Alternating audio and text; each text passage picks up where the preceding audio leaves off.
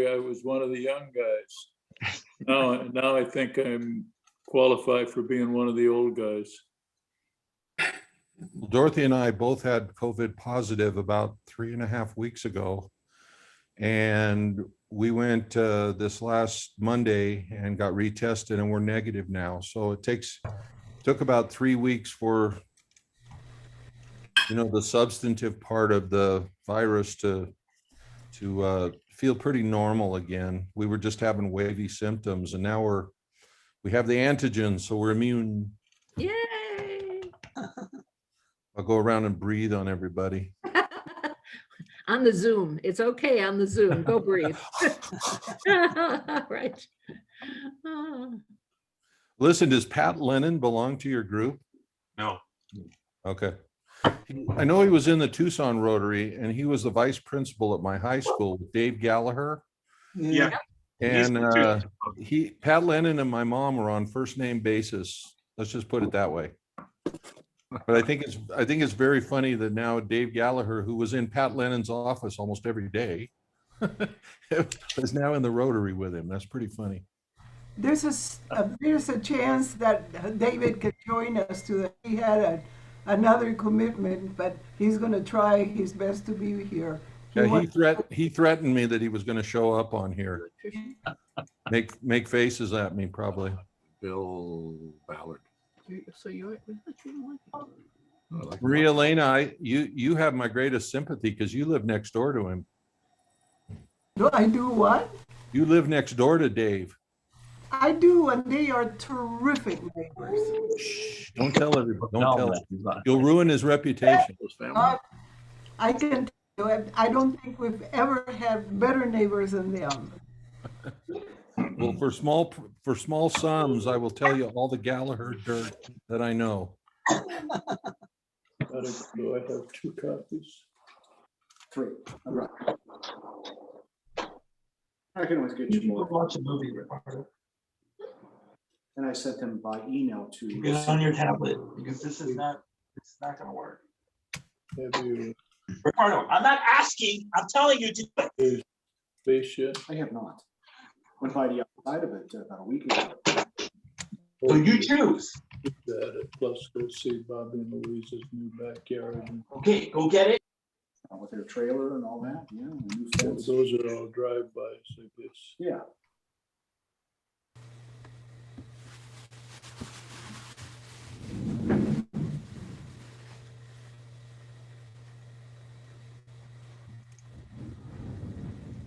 So are you gonna get Bobby or Louise to take you by, or? Probably Cynthia, because she wants yeah. to see it, and then Yeah. we'll keep our distance.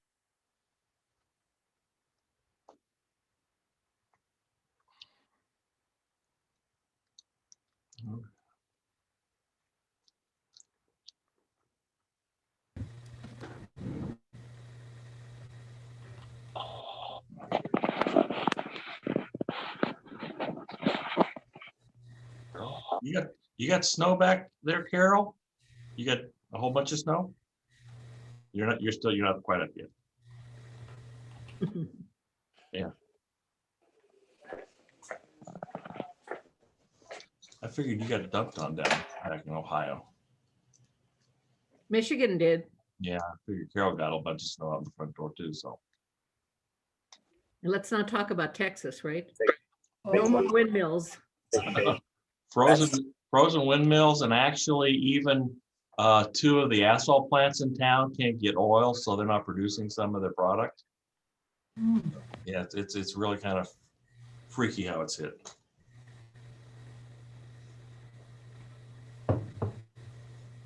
And here we sit with our beautiful weather. I tell you what, let's never complain, never. Not even at 110, not even. Not even. No. I want everybody to rest up for rodeo on Saturday and then wait a year. Get up early to practice, right? In the dark. I saw a TV commercial for the Cologuard Classic this morning. Mhm. Yeah. They're looking for donations, but you can't go. Andy, can I have a bite? It's a good pizza. Yeah, it sure looked good. He always eats pizza in the most crazy places, right out in the middle of the Monument Valley. Don't you love it? Yeah, absolutely. I hear they have good pizza up there. It's flat and warm. Yeah. And they do it without tomato sauce or cheese. It's a really unique recipe. Just Not even crust. pepperoni. And And here, Allison, I good still things about you, Audrey. apologize about Skyline. Hopefully by next Friday, it'll open up. I'm not- That's a mess. You know that one? Yeah, that's one of them. What did you talk I about? shut down Old Spanish Trail yesterday for another project, and so it's getting kind of fun to just make some other folks' life miserable until I get the Right. impulse. I have not been over at Skyline. Is the design, Tony, is it a good redesign? It's not open yet. They still have it all torn up. Yeah. So I'm not quite sure what the end result's going to be, other than You won't be able to turn off a Skyline onto Sunrise and go eastbound. yeah, that's what I figured. That's what's going to be eliminated. Oh, And it squares it up a little bit more because there was a bicyclist killed at that intersection. Maybe Mm. 3 Right, years a couple ago. years ago. Yeah, yeah. So- Well, I never use it to go east anyhow. Yeah, well, I'm yeah, just waiting. I'm just waiting for the next 4 or 5 years for the Cold Road to get completed. Oh, really? I'm hoping it gets done in this decade. Yeah, They just started. It's crazy there. it just goes and goes and goes. And Oh, it's going to get a lot longer before it gets closer. that's So what I on thought. everything's gonna have to go east to Sunrise or to Swan to get out of there? If you go out of there, you can go down. There's a U-turn. You can just basically cross over and do a U and go back over. The people it's going to probably impact the most if anybody lives north of Skyline, they want to go to La Paloma. Yeah, Those are the ones it's going to get. yeah. Well, I tell you, the Valencia Road extension is making my life amazing. So every time I drive on it, Paul, I think of you. Houghton Road is a mess between just Oh, about yeah. there and Marianne Cleveland. So Yep. if you don't want to do that, go up to Old Spanish Oh, Trail, go across on it, and then head north. So Oh, it's yep. great. Yep. Thank you. Yeah. You do some good things, really good things. Bring it on then.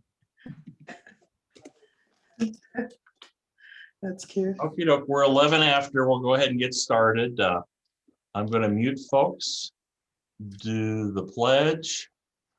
We are being recorded, Jeff. I figured that out early today, and you figured it out too. So that's a good thing. We do it 2 or 3 weeks in a row. So let me go. That. Got it. Got it. There. Next will be, come on.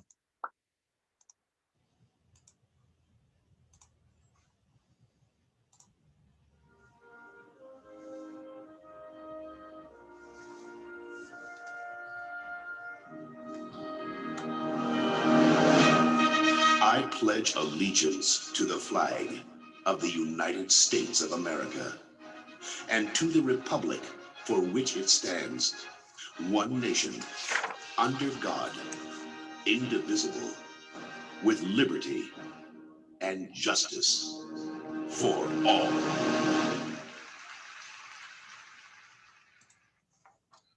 And I believe Doris is going to do our invocation today. You could unmute.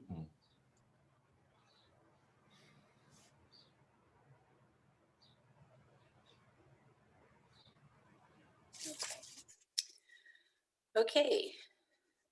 Together we share a very historic time, a world changer, a time during which we define who we are. Weeks or months from now, we will reflect back on how we acted and reacted during this COVID-19 crisis. May we be kind, compassionate, generous, and helpful. Let the stories people tell about you be wonderful. This is a quote from Patrick Atkinson, founder of The God's Child. Okay. Thank you, Doris, for the information for that. That's good. Let's go through who we got visiting. Bill Meeks, our speaker. The Al will introduce a little bit later. I'm trying to figure out who else we got. I asked earlier, I didn't hear it. Carol, you got snow, I'm assuming, back east. Oh, yeah. Merle, I'm assuming you got snow up there too, still on the ground. I saw some pictures. A lot. Yeah.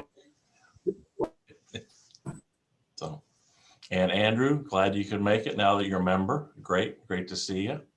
It was great seeing your mom last week too. Let's see, I think that's about it. Tony had a tidbits. I was listening to the board and the city had a joint meeting to talk about COVID today, and they were still yakking when this thing started. So I'm just trying to figure out what to do. But Tony had a couple of comments. He's actually said he's going to go get one of those injections. So he may have a couple things to give you guys for some insight. So Tony. Thank you, Paul. Yeah, President Paul gave us a tip at last week's board meeting that the state was opening what they call a POD site, which I don't remember what that stands, point of distribution site at the U of A. And I learned a couple of tricks trying unsuccessfully to get into one of the Phoenix sites a few weeks ago. So the state is doing people from 65 to 69 inclusive, different than what Pima County or the city are doing. They have filled up for February, but here's a couple of things I've learned about that site. So it's podvaccine.azDHS.gov. They tend to make new batches available on Tuesdays at 9 a.m. You want to log into, you want to get a sign on onto that site ahead of time and put in all your personal information is trick number one, so that you're ready to go when they have a new batch. And then the other thing is when you go after an appointment, don't go after an appointment that's near the front of the window. So if the first date is the 18th, go for 4 or 5 days later and go for time slots that have 4 or more slots, because there's just a mad dash at that 9 a.m. slot to get an appointment. And you want to try to not take a lot of time signing up. But I got on 2 tries, and I understand Bob Grady got on as well with the state. So Bob, do you have anything to add to any of that? As far as No, getting on no. I think you're absolutely right, though. It took me probably 5 attempts to get an appointment. It would show an appointment available. By the time I confirmed, it was gone. So Tony's absolutely right. Don't waste your time doing that. Just go out several days, and then we had no problem from that point on. And look for time slots that have 4 or 5 places available. If there's only 1 or 2 left, you're probably, the chances are you're not going to get it. But the state is strictly Pfizer. I think they have vaccine in hand. I don't think they're going to run out between now and next week. No. That's my understanding.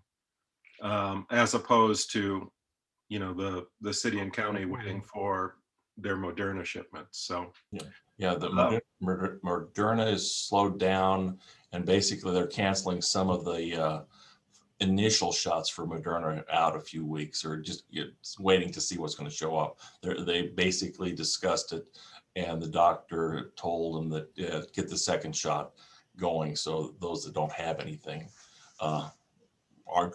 they're the ones who are going to get canceled, at least for a little bit, or postponed. What's the address? Come on. Yeah, Tony will type it up. I'll put it in the chat. I'll put the address in the chat. Now, the state is your only option if you're 65 and don't have any other qualifying capabilities, like Paul's an educator or a healthcare provider.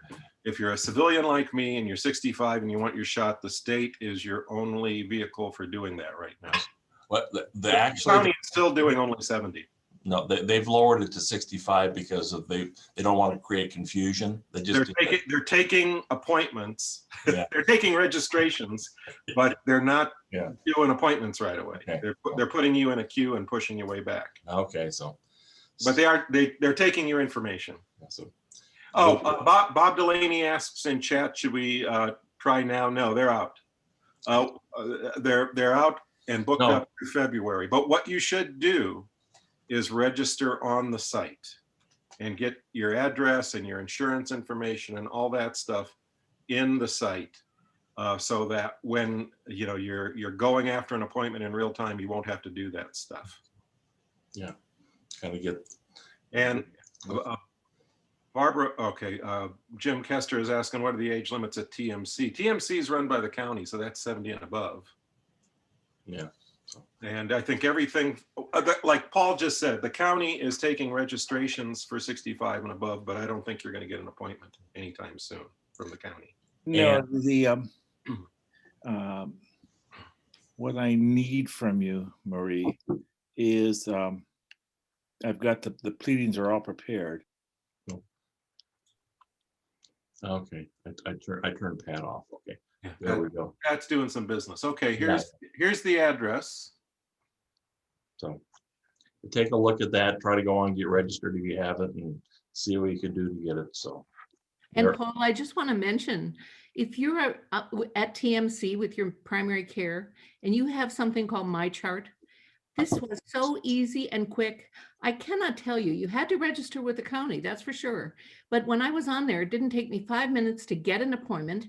And then I was set. And when I went to the appointment at different times, it was in and out. Right. So I just think they've got whatever they're doing out there seems to be, and it's Moderna that they're doing. So yeah, anyway, I ditto the My Chart thing there, because I even got a reminder notice for my shot for my second one next week, and my wife got her reminder notice. She got her second Pfizer yesterday, so she's a little under the weather, but she'll get through it, I'm sure. So with that, anything else as far as health of the club? I think it's good that we share this stuff, and because hopefully the sooner we all get back our vaccinations and so on like that, we can actually see people in person, like that cute Steve guy did there, in person and with Barb. So I'll move on. I believe we'll go ahead and go on to our program. I heard a rumor that Al may be introducing our speaker, Mr. Meeks. I'm anxious to listen to this because who told he you lives that? in Colorado, and it's kind of an interesting his perspective on some of the stuff up there. So Who told you that? I don't know. Well, if you don't, we'll just. First, everybody ought to know that Allison's daughter dyed her hair red. Yeah. There you go. Tell your daughter it looks good. All right, on with the program. Bill Meeks is, we've actually had the pleasure of chatting a little bit here as we've opened our meeting. So some people sort of feel like they know Bill already, but he's an Arizona native, and he grew up in the Safford area and moved to Tucson and graduated from Canyon del Oro High School. Well, go Badgers, Bill. But anyway, so he met and he married one of his classmates. They've been married for 40 some odd years, and Bill had 40 years. And he had a football scholarship. He was an All-American, and he served on the Pima County Sheriff's Department, served as a deputy from, I may have some of these dates a little fuzzy, but you'll correct me, Bill, 1979 to 82. And we served together on the Tucson Police Department from 1983 to 1994. But I never met him during that time. At least if I did, I'm forgetting. But it's probably the beard, I don't know. Anyway, at various times in his law enforcement career, he was a patrol officer, he was a traffic cop, and he was a school liaison officer. Those guys walk on water. And he worked with service dogs. They walk on water too. He did undercover narcotics work, and he moved through the ranks, became an assistant chief, and then a serious auto accident forced his retirement. But it also set him up for what he's doing today and what we're going to hear about. Chief Meeks was a master instructor for the International Association of Chiefs of Police, and is also listed as a West Point behavioral science leadership. He does a course that's called, I think, Leadership in Police Work. And that might be your phone, Bill. No, it's not. I can't make it stop, so we'll have to live with it. Anyway, his topic today is medical marijuana. He's going to try to bring me over from the dark side or to the dark side. I don't know. But medical marijuana, which is he personally discovered a few years ago, and he claims that medicinal use of marijuana has enabled him personally to free himself from opioid addiction stemming from that terrible car accident I mentioned, and the medicines that they gave him. So he created and instructed a course at the University of Arizona Adult Learning Center called Cannabis as Medicine. And if you have a chance, you should go to, you should do a search on PBS Cannabis Coach, quote unquote, I think, and check out the many TV presentations that Bill has there. They're quite good. And anyway, if you're lucky, maybe if we're lucky, maybe he'll have a clip or two for us today. But in either case, this is a topic I think we're all interested in knowing more about, because it is a topic that we all were nervous about when it all started to happen, all the legalization. But there are more states legalized now than there are that are not. So I'm anxious to hear what Bill has to say, and help me join Bill Meeks. Okay, am I unmuted? You are. Everybody can hear me. And Gallagher's here, so I see you down there in the corner, Dave. All right. Let's see. The best way to get this started is to probably just tell my story a little bit. Coming out of CDO High School, hanging out with guys like Dave Gallagher and things like that, you know, I was in that 70s culture where the marijuana that was being used illicitly was old Mexican seeded, germinated stuff, and it was more just pure recreational and underground. And when I went into police work, I was with Metro Narcotics while I was here in Tucson with the Pima County Sheriff's Office. And I remember sitting in a warehouse down in South Tucson, and there was 50,000 pounds of marijuana in this warehouse. And I remember thinking at the time about how wonderful it would look on my resume to make this arrest and this seizure, and, you know, it would, you know, put me in the upper strata of you know, undercover cops. And now I look back here in 2021 and look back and think, do you know how much medicine I can make my clients with 50,000 pounds of marijuana? So my perspective has changed completely dramatically. When I was with the Tacoma Police Department as a captain, I commanded the largest undercover narcotics investigation team in the Northwest. And we used to, I remember we had one operation called Operation Greenlight. And what we did is we took off networks of grow operations, clandestine grow operations. We called them guerrilla grows. And we used to seize property, we would arrest, we would take bank accounts, we would, you know, shut these things down. And I actually put people in prison for this stuff. And so a significant event happened in 1984. I was in a really bad car wreck on duty. And I didn't know it at the time, but my 3-disc between S1, L5, L4, and L3 were all blown out. And I went 20 years without any kind of medical attention. And every once in a while, they, you know, I'd have back problems, and they'd throw me some Flexeril, and I would just get over it. Then I was out at the shooting range in 2008 and bent over a little railroad tie wall and pulled my target out. And when I pulled my target out, my back blew, and they went in and they took out a triple laminectomy, a triple discectomy, and a triple foraminotomy. In other, I went in just over 6'2", and I came out about just over 6'1". So they took out quite a bit of my lower back.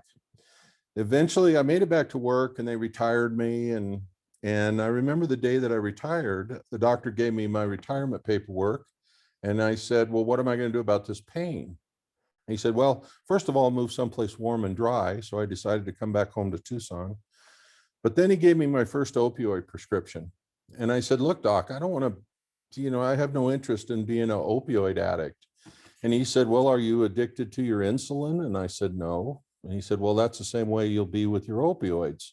It is a medicine that you will take. It is not an addiction issue. And so I believed what I was told and went about taking a series of opioids.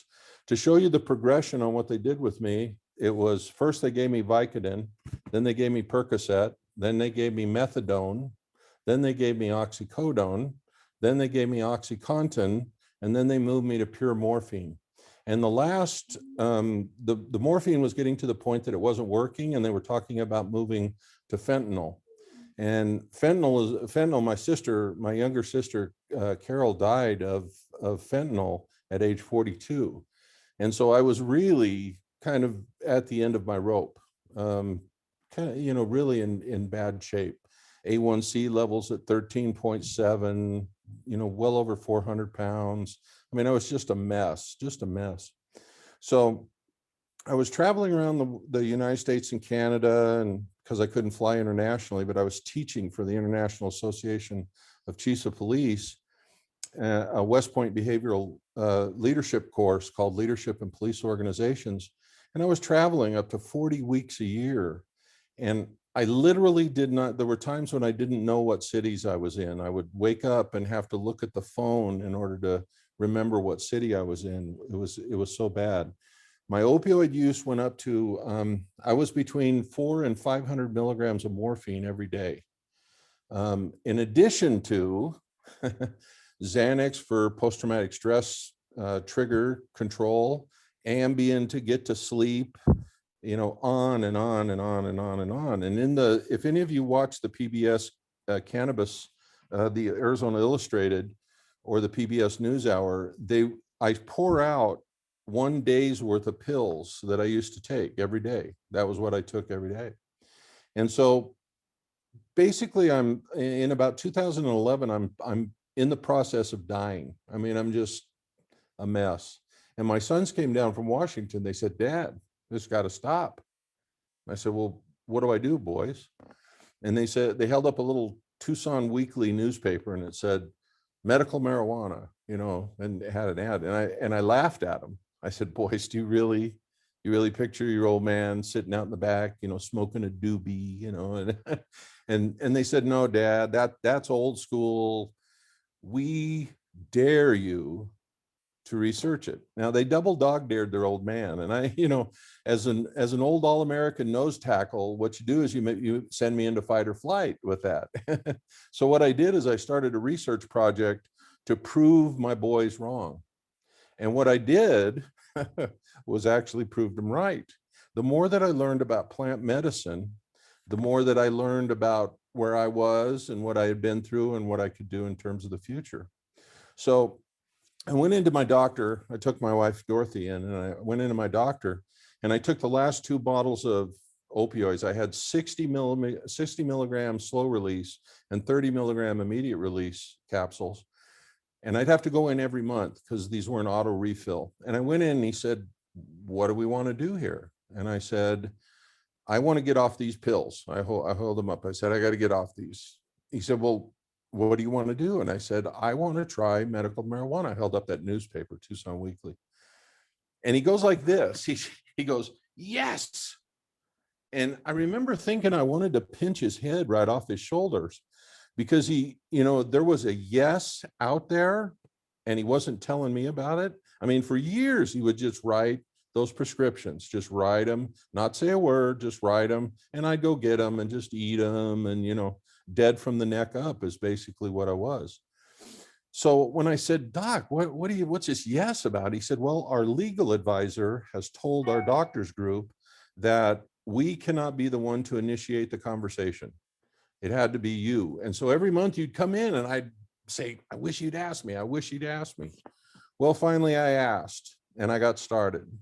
I got my card. I went in, I walked into a dispensary. You know, imagine, you know, the anxiety of me going into this dispensary. And I went in this dispensary and I said, he said, what would you like? And I said, I don't know. Give me the strongest stuff you got in here. He said, well, what are you treating? I said, I'm not telling you. I said, I just want the strongest stuff. I want to prove that this is right. He said, okay. So he put a strain in a bag and I came home and put it in my little vaporizer and was puffing away. And my wife and I were taking our granddaughters over to a chicken wing eating contest with our family. And we got about 3 miles down the road and I'm thinking, this doesn't work. It's not working. It's not working. And all of a sudden I turned to Dorothy and I said, Dorothy, I have forgotten where I learned how to speak English. Not that I forgot how to speak English, I forgot where I learned how to speak English. And we laughed about that for 3 hours. And here's the salient point out of all of that. For this long, during that 3 hours, guess what I forgot about? I forgot about my back pain. And I said, whoa, there's something here. I don't understand it yet, but there's something here. And I got to figure this thing out. So what I did is I got started and I started working and I started increasing my cannabinoid use as I began to decrease my opioid use. And I got to the point where I was reaching for my opioid or my cannabis before I was reaching for my opioids. And that's where I finally, after about 5 years, about 6 years of severe addiction, I stopped taking in April of 2015. So this year will be 6 years that I'm completely opioid free. So let me explain then what that means and the reason that I tell you this story. First of all, there's a lot of biases out there. And when people think about medical marijuana, they think about we call it the Cheech and Chong model. You know, that people use cannabis and they sit around on their couch and they, you know, that kind of approach. Well, that's a false narrative. And I'll talk a little bit about that. So I'm sitting in a dispensary one day and I'm waiting to go in the back and I'm looking around the dispensary lobby and at all the people in there. And I noticed a couple things. Number one is, guess who all the people look like sitting in the dispensary? They look like this Zoom meeting right here. There weren't any stoners in there. There weren't any kids. There were people like us that, you know, walking with canes, not being able to sit in their chairs, you know, constantly adjusting, limping in, you know, just the people just like us. And I watched this little lady, she just a little frail. She was probably about 80, 85 years old. They called her name and she went behind the door and she had a terrified look on her face. I still remember it to this day. And she came back out about 10 minutes later and she had her little white bag and she still had the terrified look on her face. And so I said, can I ask you, I followed her outside. I said, can I ask you a couple questions? And she said, sure. I said, what are you going to do with that? She said, oh, I don't know. My grandson knows what to do with it. And I said, well, what does your grandson do? And she said, well, he stuffs it in a pipe and he makes me sit outside and he lights it and I sit out there and puff on it. And I said, well, how do you like that? She says, oh, I hate it. It just makes me cough and I just hate it. And so anyway, I went back inside and I told Dorothy, I said, you know, I think that there is a role for somebody that can help people understand this as a medicine, not as a recreational object, but as a medicine. And so I conceptualized the concept of coaching people in two distinct ways that are different from basically everybody out there. And one is, it's called the medicinal approach versus the recreational approach. And the second is the whole plant versus distillate approach. And I'll talk a little bit about that in just a second. So what I did is I got myself squared away and people would come up to me friends or, you know, associates or people at church or, you know, social engagements, and they'd come up and they'd say, hey, what's different about you? What's changed? What you have a personality, you're not falling asleep, you're not drooling out of the side of your mouth. What's going on? And I wasn't really ready to come out of the cannabis closet yet. So I would tell them, well, I've done some medication adjustments. And so finally, some people that we go to church with came over and knocked on my door and they said, look, we know your evasive answer. We want to know what you're really doing because we're in the same amount of pain that you were. And so I told them and I helped them. And then they told 10 people and I helped some of those and those people. And eventually got to the point where I said, you know, I'm busier between my teaching trips than I am when I go out and I teach. And so after about 8 years of traveling and teaching, I finally decided that I couldn't do it anymore. I just physically couldn't do it. And I moved my LLC over to the Cannabis Coaching and Educational Services LLC. And I printed up some documents. I have a services description, a testing protocol. And then eventually I wrote a booklet, a 30-page booklet for the University of Arizona on cannabis as medicine, which is all the questions that I get asked every time I do one of these or ever go into a client's house. And I started going around and I started talking to doctors. I started talking to certifying physicians. I started going to dispensaries. I started to make myself known. And some doctors on the east side of Tucson were trying to get their senior clients off of their opioids because the FDA was really tightening down, DEA and the FDA was really tightening down on opioid use. And so he started calling me and sending me all his clients that he was trying to get off, all his patients that he was trying to get off opioids. And we started there, and now we've got a practice that basically goes in about 23 states. We have literally hundreds and hundreds of clients in the Tucson, Green Valley, you know, Southern Arizona area. I have a number of people in Phoenix and up in the northern part of the state, but it's really hard to work with them on a regular basis. So let me tell you a little bit about the state of medical marijuana and why that means something to everybody here. I'm assuming everybody is not from Arizona here. Is that right? Okay. So do we have states here that also have, give me a thumbs up if you're in a state that you have an approved medical marijuana program. Okay, so we got a number of people that live in states with approved medical marijuana programs. Okay. So I think right now, after the last election, I think we're up to about 36 or 37 states that have approved medical marijuana programs or decriminalized, which people are calling legalization. It's not, that's not the correct term. It's decriminalized by law. So the tide is so far gone that eventually it will be reclassified and eventually the federal government will come in line with the states. I don't know why we're not there yet. Politics and money are my suspicions. I think once Big Pharma figures out how to get a piece of this pie, then it'll move very quickly, but that's a separate issue. So here's the state of medical marijuana in Arizona, and I'll just give this to you. As of March of this year, we had about 230,000 medical marijuana patients of last year, 230,000 card holders in Arizona. Now, 230,000 card holders means that we have about 2 million users, okay? And the users are the adult use users, or what I call the abuse model users, okay? Kids that abuse it. Every substance on this planet has an abuse model and a use model.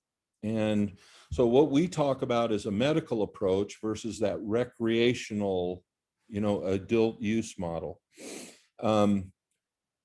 What happened now that the state has opened for what's called legal adult use is that it has given a number of people the opportunity to see if the medicine works for them before they get certifications and doctor's visits and things like that.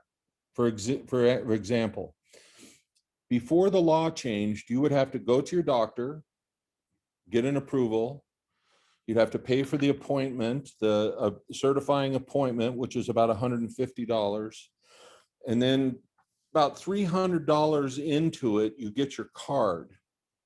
And then you have to start from scratch. And what I tell people is usually it takes about $300, $400, $500 to kind of ramp up, build a supply, figure out what the modality that you like is. So you're talking about close to $1,000 under the old medical marijuana program to go from zero to full use as a medicine. Well, a lot of people, most of my clients are above age 70, so they really live on fixed budgets, fixed incomes, and they really didn't have a lot of money.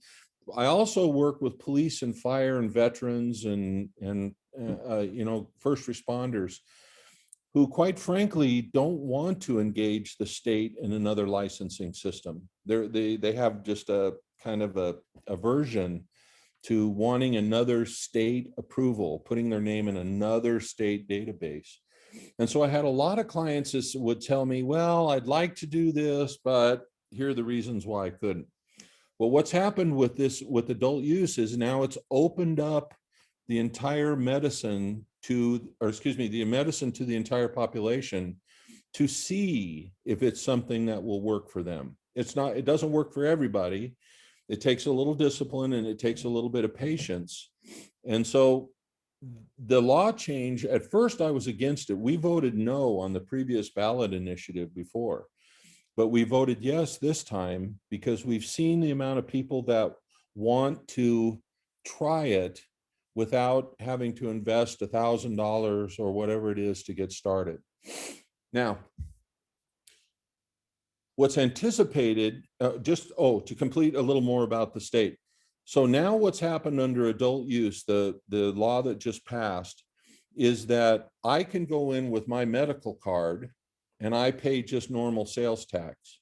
You go in with your adult use ID and just show your driver's license, you will pay not only the 8% tax that I pay, but you also pay a 16% surcharge. And that's how the state rakes in the money. That's how the state, that's why states are choosing this option so that they can base it on tax revenues. And I think we all understand that a little bit. So the recreational markets are opening. The dispensaries are sending out their adult use. They've got it up and running.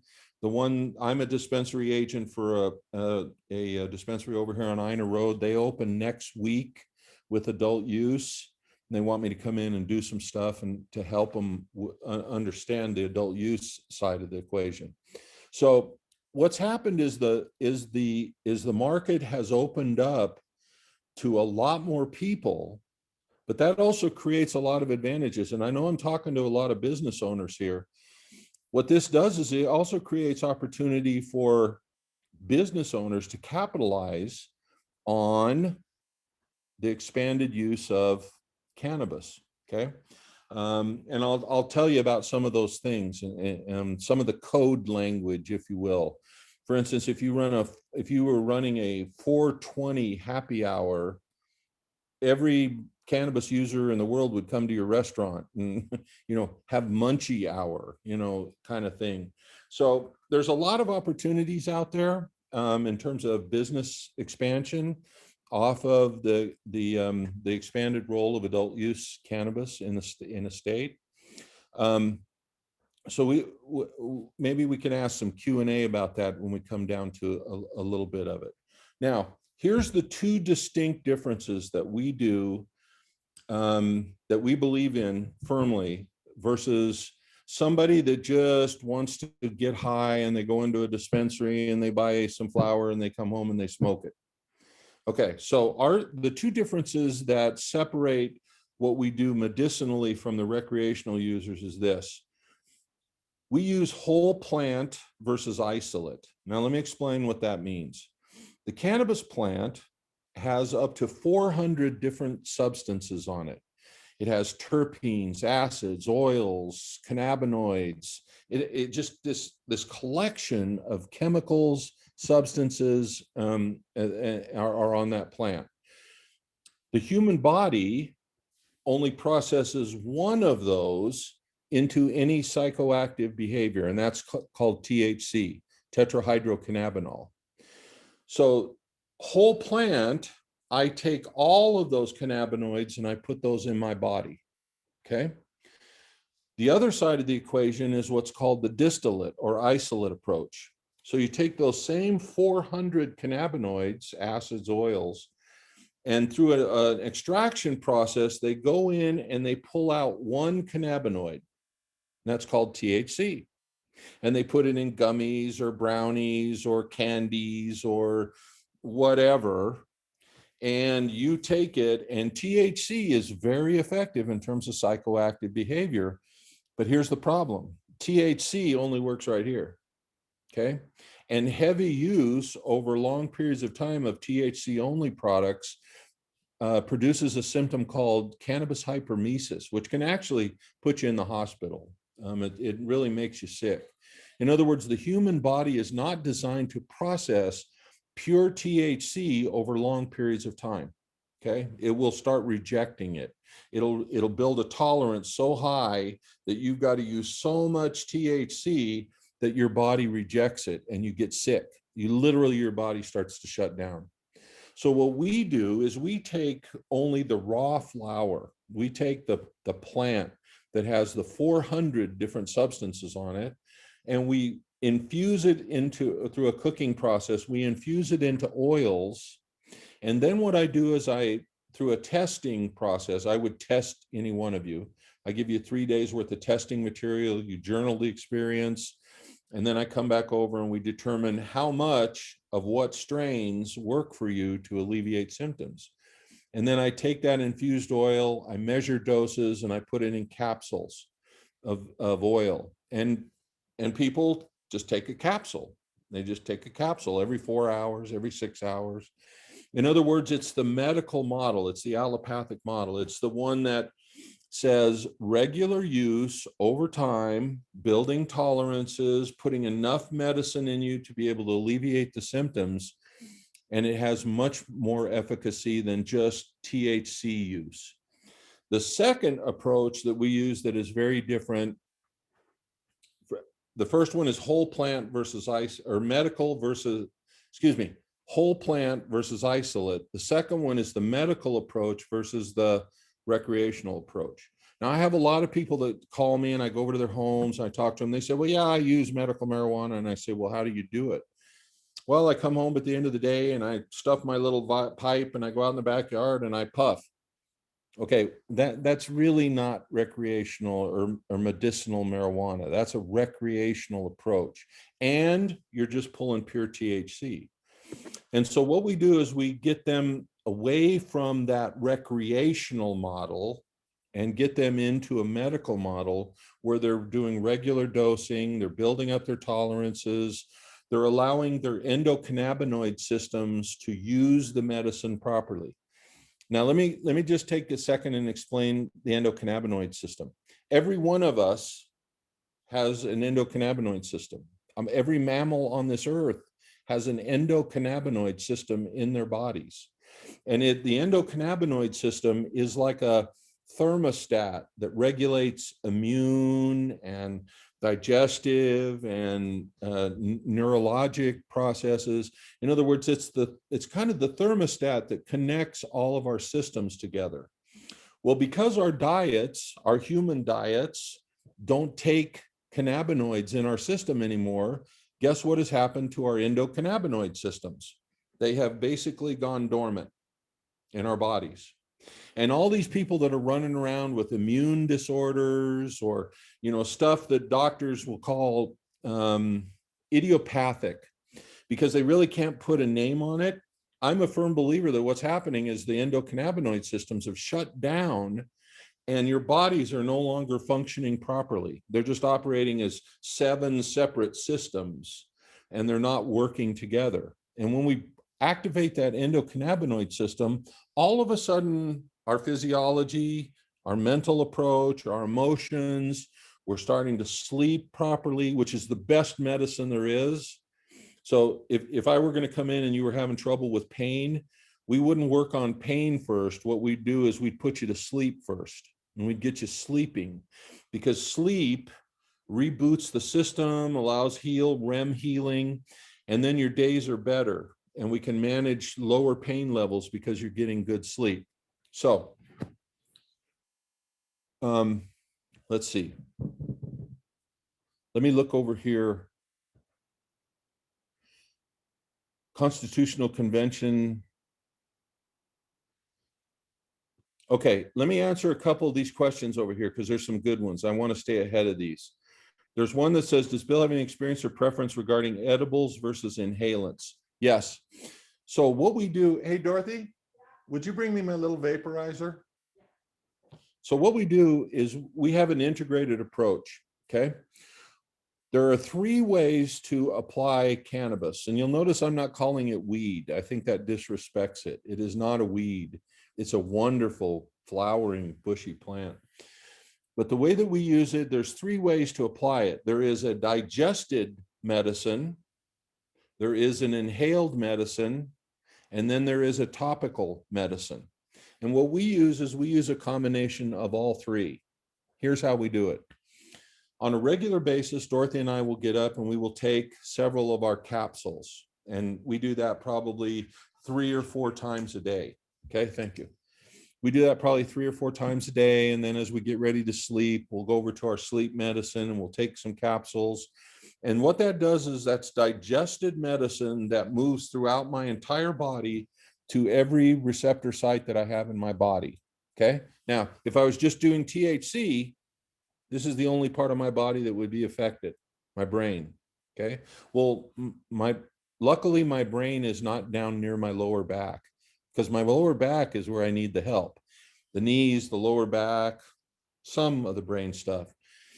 So instead of just staying with capsules, there are times when I'll be out driving around. I drive down to Green Valley, I drive up to Phoenix. You know, it's hard to sit in that 90-degree position for me.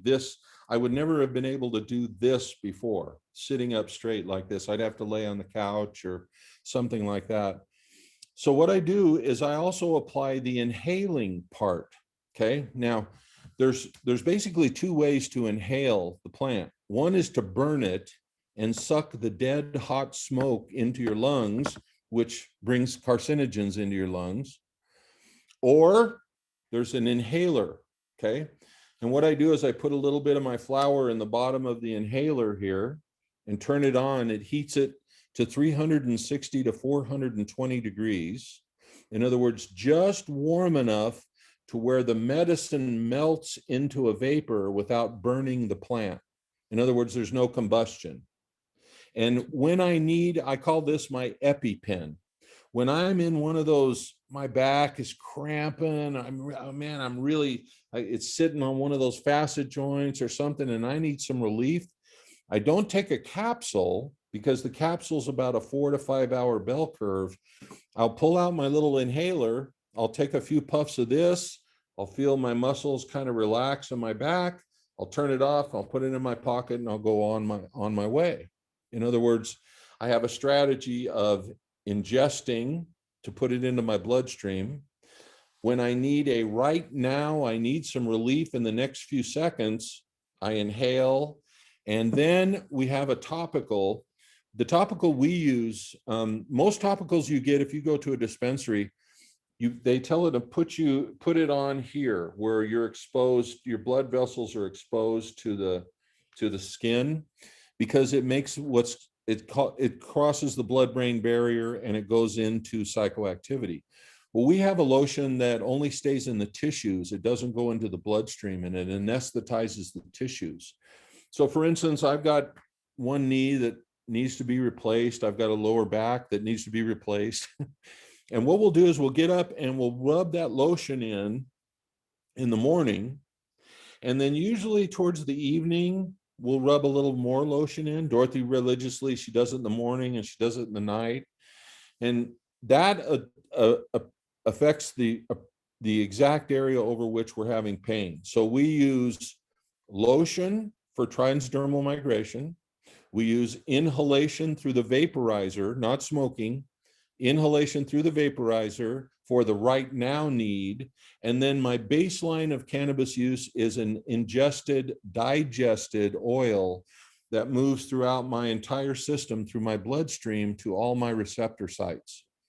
So I've got a strategy that works for whatever we're trying to address. I've spoken at a number of the trigeminal neuralgia conferences. I don't know if anybody knows anybody with trigeminal neuralgia, but it's called the suicide disease. It's where the junction of the nerve root that comes out of the brain goes here and then branches down the jawline, under the eye, and then over the top of the eyebrow. And that nerve gets so bad that, like I said, it's called the suicide disease. People actually kill themselves because of the pain of that thing. And what we do is we use that integrated strategy. We put topical on the nerve line until it numbs, and then we put oil alongside the inside of the cheek to really kill the acute pain. And then they're taking regular capsules to fight off the occurrence of it, a lot like migraines. So we use that approach no matter what the part of the body is, if it's knees or lower back or shoulders or whatever. We apply that approach and it really works well, okay? Let's see. Is it harder for patients to get them to get their medical marijuana? Okay, dispensaries are overwhelmed right now. They didn't plan very well. And so a lot of the dispensaries that were set up for simply medical patients are now scrambling, trying to figure out how they're going to handle the load of the adult use, or what people are calling recreational, which I absolutely hate. It's like if I said, hey, why don't you come over to my house? Let's take a recreational barbiturate. You know, it's not recreational. It's just adult use. And so I really kind of fight that. So a lot of dispensaries are struggling right now, but that has created a lot of opportunity for other businesses. Like I said, happy hours are much happier. If you use the right language, you can expand businesses. 420 to 520, that's kind of a code language for everybody that uses cannabis. Come up for Taco Tuesday at 420. Everybody will know exactly what it is. Conferences, all kinds of created events have been created for new business opportunities. Now, the other thing that I would really like to talk about for just a second is the legal protections. A lot of people ask me, they say, well, the federal government is still out there. In fact, if you're in Arizona, they just had the Customs and Border Protection, the guy in charge of the Southern Arizona border. And he said, as you cross the I-19 border checkpoint, he was warning everybody that he could still, seize their marijuana and arrest them, he was putting on the real good federal face. So a lot of people are still very nervous about the conflict between federal and state laws, especially with respect to banking. Everything's a cash business, which is very scary for these dispensaries. I was in a dispensary the other day and they opened up a safe inside the office to get something out of, and there must have been easily $100,000 to $200,000 in cash in the safe. And anytime cash is on a business property, it creates a huge risk in terms of security issues. So a lot of things have to happen in order for it to continue to be secure. These dispensaries really have to step up their security measures. It's only a matter of time before we start getting some really brazen criminals that try to take advantage of that.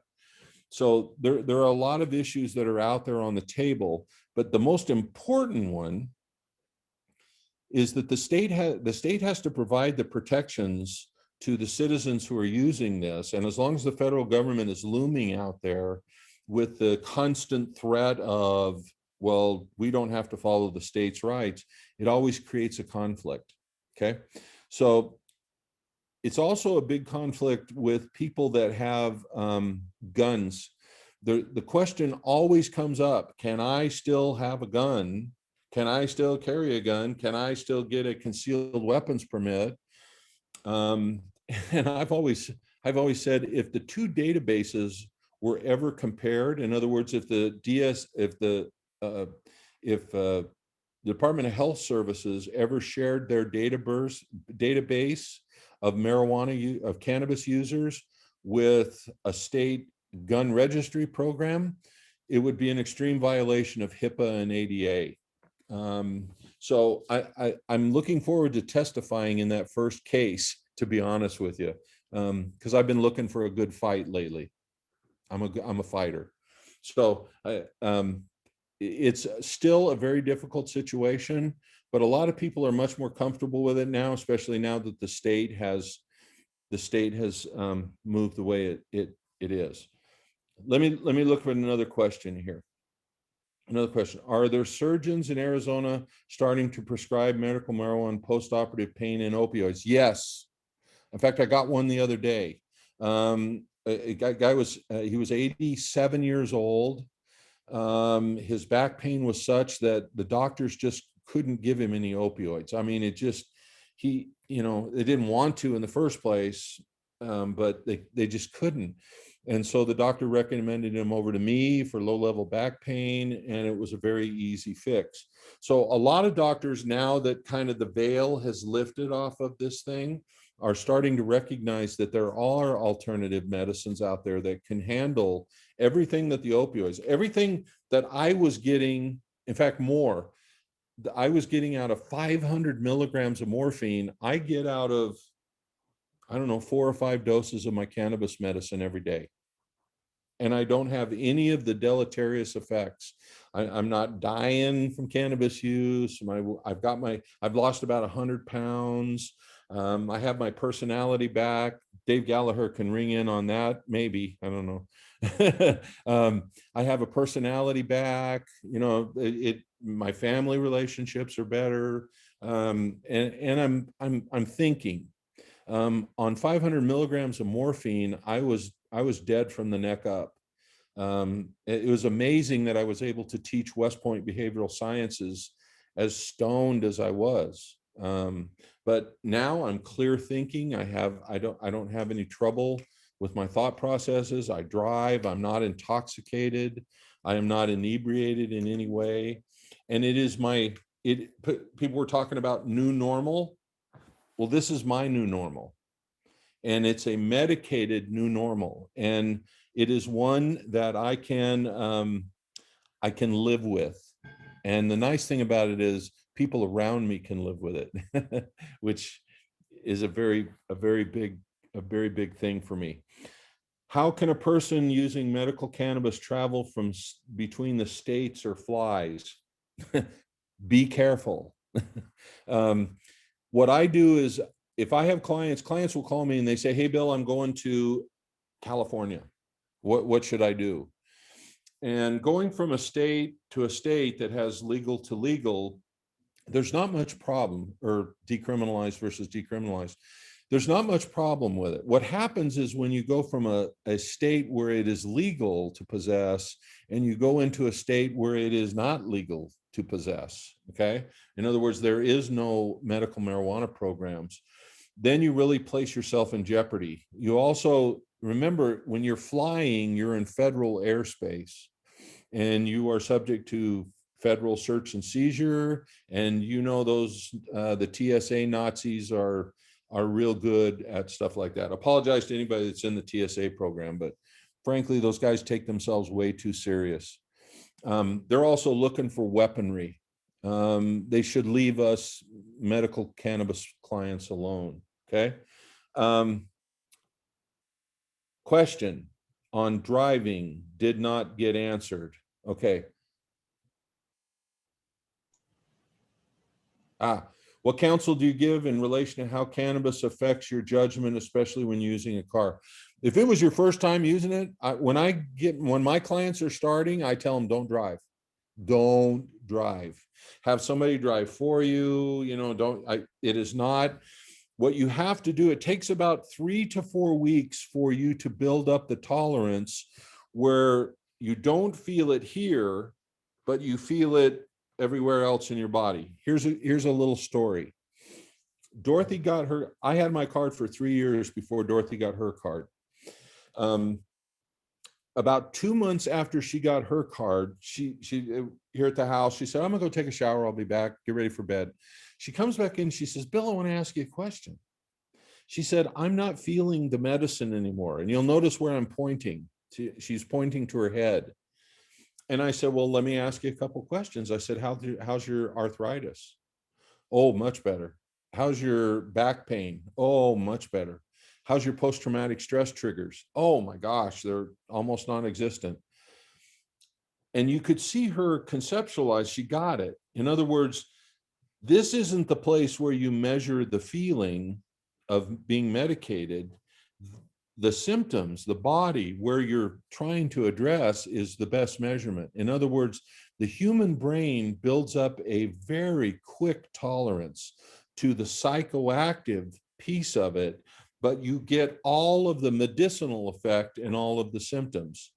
And it takes about 3 weeks, about 3 to 4 weeks, depending upon use, and you're back to the normal you, but you have medicated approach. Now, I will tell you from a law enforcement standpoint, there is no objective measurement out there about being intoxicated, for instance, or inebriated, or impaired, impaired. Here's why. When I was out working the streets, if I pulled you over because I saw you crossing the center line and, I pulled you over and you were drunk, there was an objective measurement, a 0.08. Back in my days, it was 0.1. But there was an objective measurement that I could get you to blow into a tube, and then the scientific measurement would verify my observations.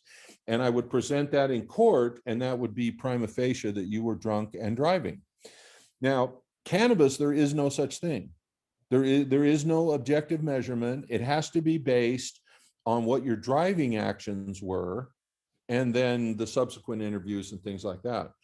So I have people that can do 200, 300, 400 milligrams and not even appear intoxicated.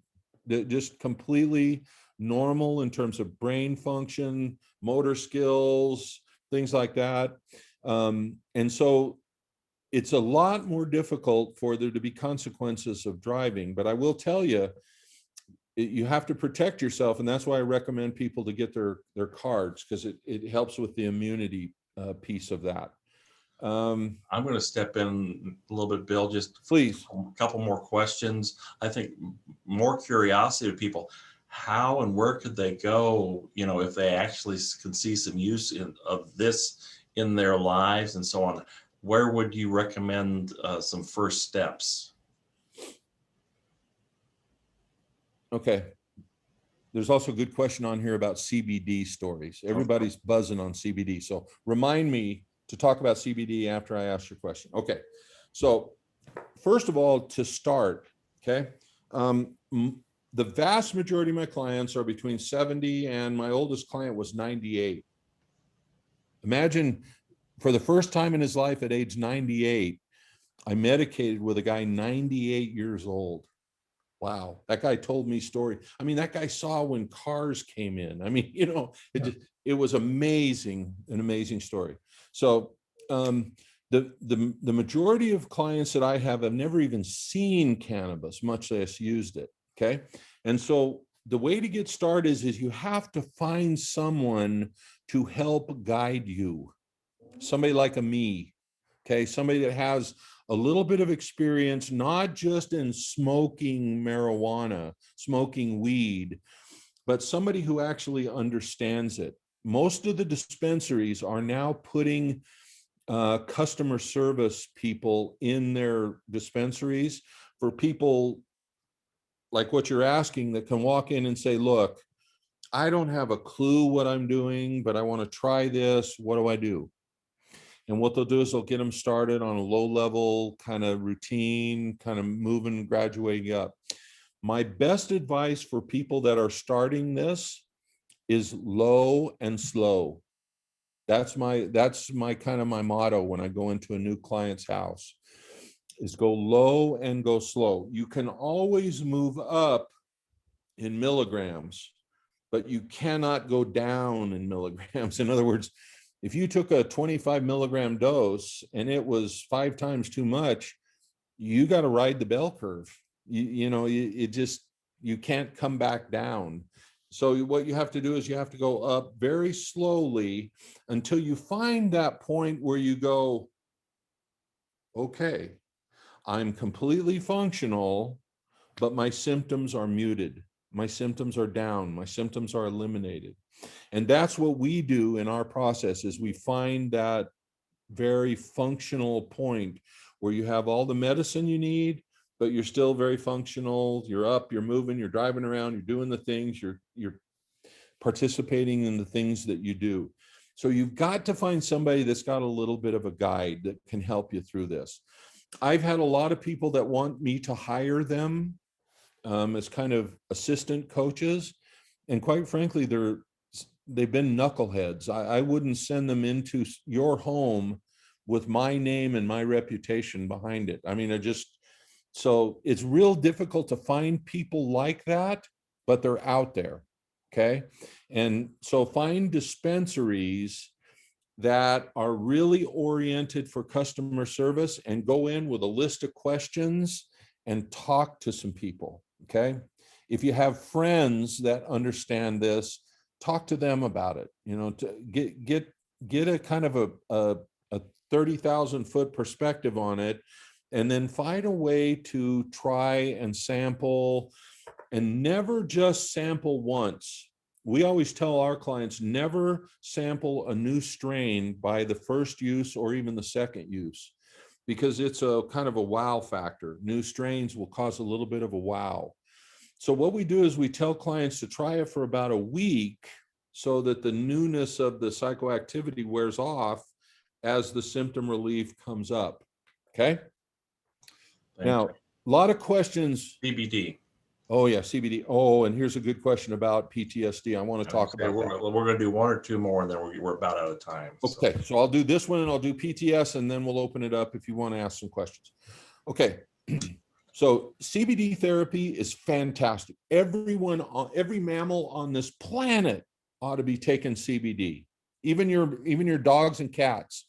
Put a couple drops in their food. It will make them healthier. Okay, because they have the same endocannabinoid systems that we all have. But here's the difference. CBD can only handle certain levels of pain and certain symptomatic conditions. Okay, our experience is when disorders, diseases, injuries, traumas are so severe, CBD cannot handle them alone, but they need the combination of CBD with all the other cannabinoids, THC, CBN, CBG. In other words, the whole plant approach. So CBD is a wonderful supplement for every mammal on this planet. But here's a warning. Don't buy your CBD at the local 7-Elevens. I mean, it's amazing. You can drive down the street and the Speedway will say, come in for CBD, the quick stop, we call them stop and robs in police work. Come in and buy CBD. No. There's 2 types of CBD out there. One is the CBD that's made with the stems and the stalks and the roots. The other is the CBD that is made with the crown flower on the industrial hemp plant. And I don't know if you've seen industrial hemp, they're about 20 feet tall and they're about this big around all the way up with no leaves. And then right at the top, they have these big crown flowers. Well, the crown flowers is where what we call the medicinal grade CBD is in those crown flowers.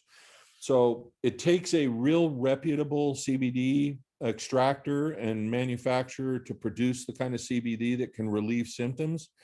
But more often than not, for people with symptoms like me, I got to have the combination of CBD plus THC plus all the other cannabinoids in order to fight what I fight.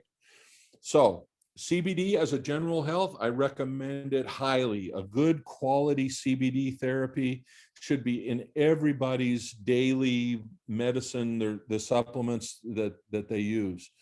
But I will not, I more often than not, I find a lot of people that will tell me, and almost every one of my clients says this when I walk in the door. Okay, first thing is I don't want to feel stoned. Okay, well, you kind of limit the medicine, you know, until you understand it. But we'll try them on CBD therapy and they'll get some immediate relief, but then it tends to fade over time. So CBD is great for a health supplement and it reduces anxiety and it helps sleep a little bit. But for severe cases and severe symptoms, we got to have the combination of CBD and the other cannabinoids. Now, the other thing that I would like to talk about just very quickly before. Yeah, one more. Oh, yeah. We're just about done. Okay, one more is the PTSD. I work with a lot of veterans groups that these VA hospitals are giving these guys opioids. And opioids, as everybody knows in this group, affect your brain chemistry. They really mess you up. And the last thing people need with severe post-traumatic stress is altered brain chemistry. They need neutralized brain chemistry that brings them back to their core of who they're at. So what cannabis does is, first of all, it allows me to do therapy that I can process out traumas. EMDR is what I use to process my 28 major categories of post-traumatic stress. But what it does is it mutes the symptoms. In other words, I am not so sensitive to, just things like open intersections as I drive through them, or seeing kids, you know, in bad conditions. In other words, it mutes the trauma triggers. And it is really one of the best things that I've done in terms of the combination of therapy with EMDR, cannabis, and processing. It also helped me sleep. And that is for PTS people. I hate the D. I do not have a disorder. I have a critical incident trauma disability. I don't have a disorder, but anyway, that's a semantic issue. But what it does is it helps me sleep. I had a sleep study. In 4 hours, I had 76 startle alerts. And what they found is that every time my brain in REM would go to clear out a neurotrauma, my ex-partner murdered his wife and then killed himself. And I used to have dreams where I would have whole conversations with his wife with an entry wound, exit wound in her brain, and I would be able to look right through her brain. And I would wake myself up to startle out of that because I didn't want that dream. Well, what cannabis does, it allows me to sleep past that neurotrauma so that I can process it out. So it is a wonderful substance for post-traumatic stress. And anybody that has significant traumas in their life, I would recommend cannabis highly. And just one more thing, does it affect intestinal trouble? Yes, I have people with IBS. I have people with Crohn's. Getting that CBD, getting the combination of cannabinoids in the digestive system has done wonderful things for people. So yes, it works. A positive. Well, I'm going to say thank you. We should have had this for like 3 sessions. It's like, yeah, it's amazing. And if you look at I hate to say the demographics of the club and so on like that, though, but yeah, it's something definitely all of us probably learned a fair amount about today and probably will pursue if there's some needs out there. On behalf of the club, Rotary's big into polio, and we will donate vaccinations for 10 folks in your name, something we do for all. Hey. So it's, every little bit helps. Get me and Dorothy 2 of them. Yeah. So, but appreciate it. I mean, that's some great knowledge that you have shared and actually experienced and communicated back with us. So appreciate it. That plant saved my life. Yeah, it's definitely, yeah. It's been around for an awful long time. It's just a matter of figuring out how to use 5,000 years of history we got with that plant. 5,000 years of medical history. I would love to come back to your group. In fact, invite me some back and I'll tell you Dave Gallagher stories. Yeah, I saw you popped on here. So, but yeah. So, but appreciate it. Yeah, it's amazing. So I'm going to kind of wrap through it a little bit. Can I give my email address for anybody that would like some information? If you want to put it on the chat, please do. Oh, yeah. Okay. That would be perfect. I'm going to go ahead and move on. Irv was going to be the sergeant today, but we're running late, and I don't see Irv. No, he wasn't able to make it today. But thank you, Doris, for the invocation. Thank you, Al. If you're, let's see, did Al pop off? Al, for the introduction. Next week we have Dan Buckley, who's going to talk about Tucson and some of the history there. Say hello to a couple people. I'm going to ask Matt if that's actually a picture or a reflection. Is he down south or? Oh yeah, we don't want to see it then. Okay, yeah, okay, yeah. Enjoy the shrimp and. Well, that's pretty disgusting. That one is pretty tough. So yeah, enjoy, Matt. Good to see you got internet service across the border. Good to see you, Richard, out there, and hope your birds are doing good. Let's see who else we saw. I saw Elise was on here, but I think she's jumped off. Good to see you, Sharon. Just good to see everybody be happy or be safe. And I was gonna say this was kind of a happy session, honestly, and maybe some good ideas. Tony? I was going to ask President Paul, is it possible for you to leave the Zoom call open? Yeah. Matt and I have a little secretary work we need to take care of after the meeting. Sure. I won't kill it. Yeah. So that's fine. Thank you. Okay. And then just to wrap up, I found an interesting comment from Lynn Knopfsinger. You might remember, some of us might remember him from years ago, but having to do with marijuana. Marijuana clearly has medicinal value. Thousands of seriously ill Americans have been able to determine that for themselves, albeit illegally. Like my own family, these individuals did not wish to break the law, but they had no other choice. The numerous attempts to legitimately resolve the issue via state legislation and federal administrative hearings have too often been ignored and thwarted by misguided federal agencies. Several states conducted extensive and expensive research programs, demonstrated marijuana's medical utility, particularly in the treatment of chemotherapy side effects. And it was the forward to a book in 1999, Marijuana RX, The Patient's Fight for Medicinal Pot. And it sounds like a lot of what we've heard today is absolutely what is happening out there, and people are figuring it out. So appreciate it all. Thank you for your discussion, Bill. It was great learning, and thank you for asking me. Yeah, and Dave didn't even pop in and say a thing. So he'll get me later, I promise. I'm sure. He'll be here for a long time. Yeah, so we'll see you next week. And remember, get ready for that beer sales on Saturday in a year. Be safe, everybody. Get your shots if you can.